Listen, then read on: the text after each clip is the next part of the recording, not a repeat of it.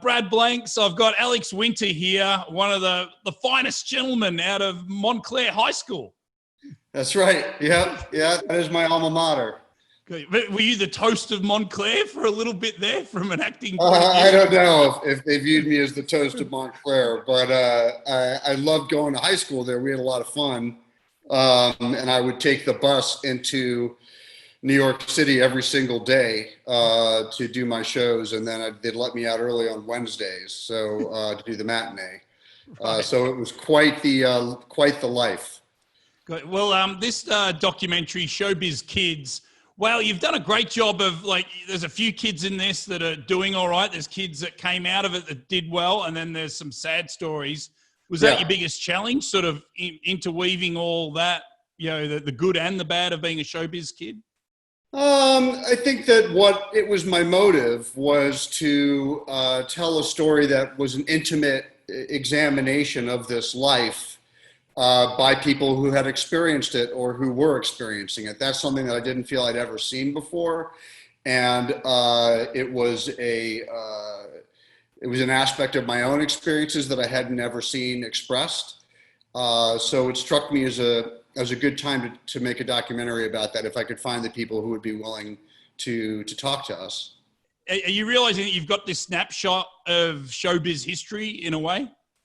Yeah, that was the idea. The idea was to really go back to the beginning of cinema in Hollywood and the beginning of child actors as kind of a phenomenon. And Baby Peggy, who we have in the film, Diana Sarah Carey, she was 101 when I interviewed her, and she has since passed away. It was incredible. She was sharp as a tack. Baby Peggy was probably the first gigantic child star. She was a global phenomenon, dolls and all kinds of media all around the world.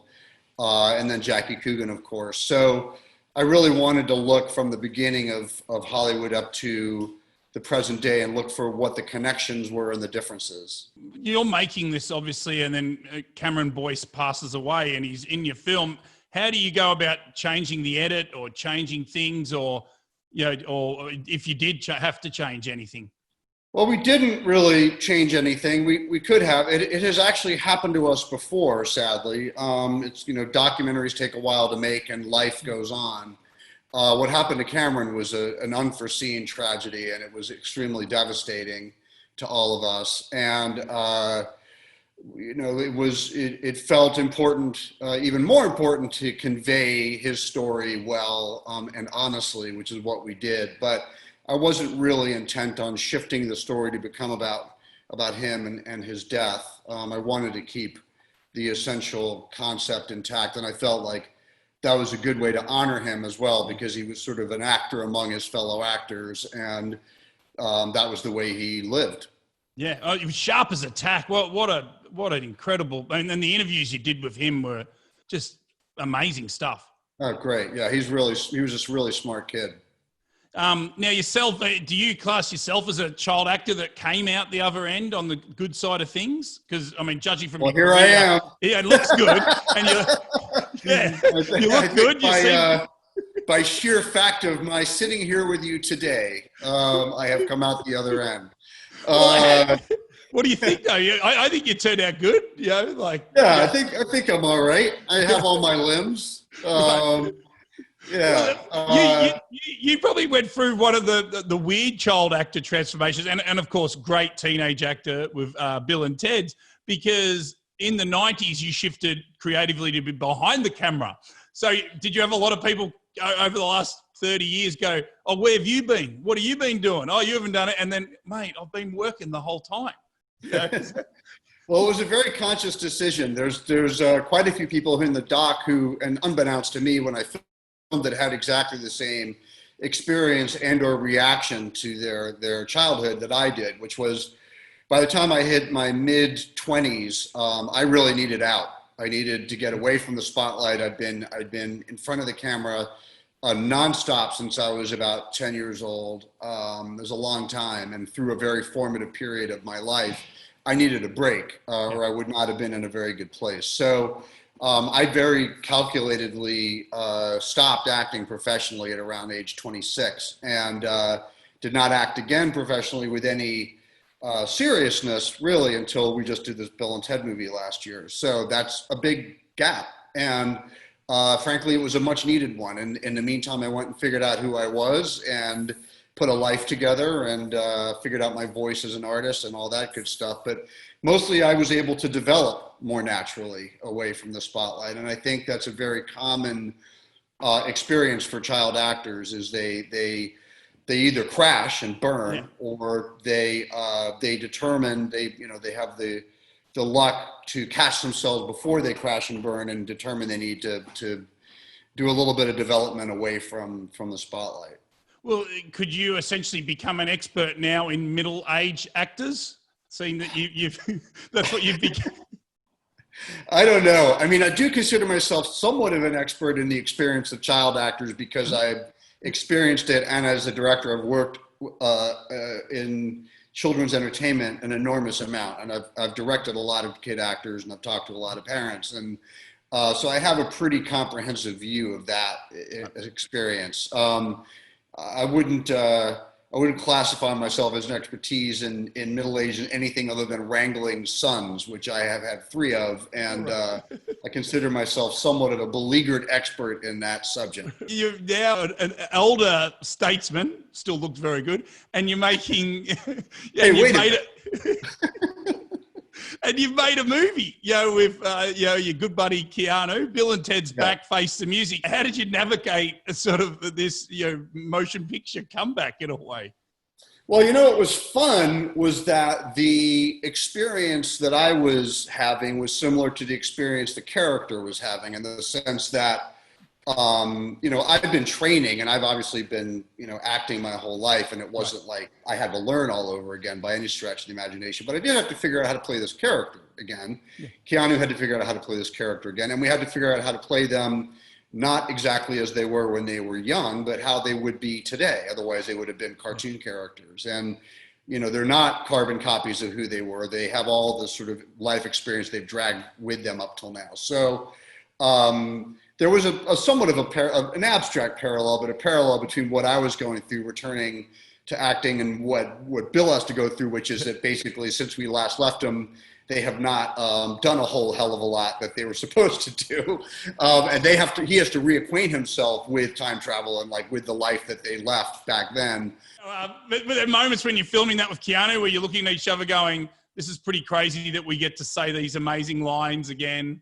Yes, there actually, funnily enough, was that exact moment, which, neither of us expected, but it was kind of unspoken. On about day 3 or 4, and we were shooting in New Orleans, it was very, very hot, and the shoot was very, very hard. It's a much more physical script than the previous 2 for both of us, much more, and also we're a lot older, so you do the math. So we were sitting there, tired and hot and aching. But we just sort of looked at each other and smiled. And I think it was, we both felt really grateful to have gotten the movie made and also to just be back in the playground together again, in the sandbox. We really enjoy performing together, and it was a lot of fun. And and the language that Chris Matheson and Ed Solomon write for these guys, those lines are very, very satisfying to say. So we did have that moment. It was somewhat unspoken, but we sort of looked at each other, and we did ultimately say it essentially it's really good to be back, thankfully, because it could have gone the other way. Yeah, so. No, it's awesome. And Bill, what great character, mate. In terms of Showbiz Kids, how do you wrapped it up so well. There was this emotional moments in the end. How do you go about doing that when you're directing it and writing for a documentary? What helped me considerably was not trying to wedge myself into the story. I've got my own story. It's very similar to the other actors. It's almost identical. I very consciously did not want to put myself on camera because I knew it would be a distraction and it would take away from the emotional impact of the ending, which is really the movie's kind of a slow roll, and that we really kind of get to know these people, then we get to know them more, then we really get to know them, and then we kind of come out the other end with them emotionally. That was the kind of structural intention that I wanted, or the kind of narrative drive that I wanted for the story.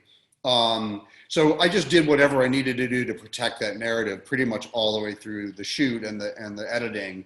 Do you see this film as a forewarning to, kids that are out there on social media so much? Well, I mean, I do like stories that have kind of internal paradoxes. The internet and technology and the ideas of, the balance between privacy and interconnectivity, which is a paradox, right? Because here we are with this pandemic, and these very, frankly, insecure technologies are saving our backside, and we're on them all day, every day. And frankly, thank God that they exist and that they have become as robust as they have, and that there's a willingness on the part of society to jump on them and stay connected. But we obviously give up a lot at the same time, and we give up a lot of privacy, we give up a lot of security. There's other, we like being around each other physically, so we lose those connections. To me, the world of being a child actor is also paradoxical. It was a paradox that I experienced myself quite intensely. People would often ask me, do you regret it? Do you have resentment? Do you wish you'd never done it? And I don't, because it was a paradoxical experience. At the same time, when I was 13 years old, and I was a very young, very small 13, I was stepping out onto a giant Broadway stage in King and I with Yul Brynner. I was opening the show. I'm the first actor on the stage. I sing a duet with my mom, and it was like, it was beyond a dream come true. It was really one of the most magical experiences of my life, and I don't regret a day of it. But at the same time, some really terrible things were happening to me at that moment, from having been in that show. So that's life, right? Life is paradoxical. There's no easy answers, and it's one of the reasons I like making documentaries, is because I don't have to fall hard on one side of a kind of a viewpoint or another. So Showbiz Kids doesn't really do that. It doesn't really say absolutely do not put your kids in the business. It puts forward a multitude of perspectives. And it's not even for people to draw their own conclusions. I don't really want people to draw, I'm not writing a college essay, right? I don't really want any people to draw a conclusion. I want them to watch the movie and kind of absorb the contradictions and live in that. And that's what I really like my docs to do if I succeed.